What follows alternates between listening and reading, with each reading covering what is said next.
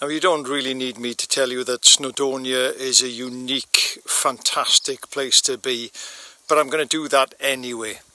Now, so many people visit Snowdonia, go walking, go climbing, mountain biking, whatever, every year. It's important, I think, that every visitor, every now and again, takes time, stops, gets off the bike, stops climbing, stops walking, and just enjoys looking and listening at what's around them. And if you're a fan of the natural world, you'll know there's the whole wealth of things to see there. Some of them incredibly rare. Things like the Snowdon lily, things like the rainbow beetle, the Snowdonia hawkweed, some rare birds like nesting choughs as well up there.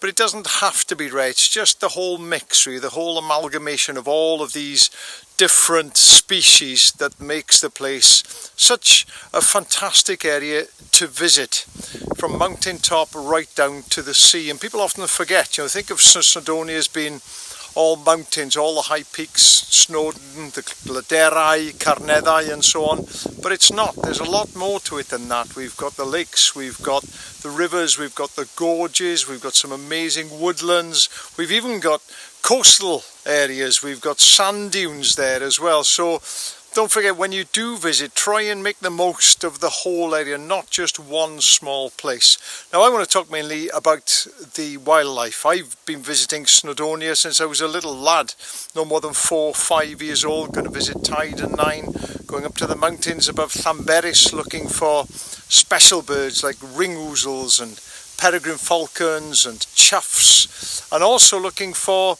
some of the plants that my Tide knew well. He was an electrician. Before that, his family worked in the local quarries up there, and there's the parsley fern, Rhedyn y Chwarelwr, the quarryman's fern. Quite common up there, quite scarce elsewhere, but it was a real special plant to my Tide. So when you are going out and about, don't forget these things. Make sure that you notice these things.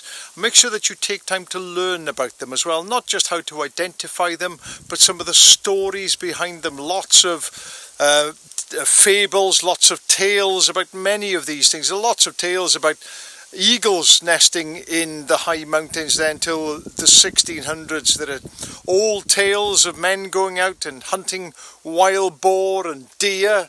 So it is a fascinating place. It's a fascinating place for the natural world. It's a fascinating place culturally as well. So please do visit. It is a fantastic area. But when you do, please take every possible step to appreciate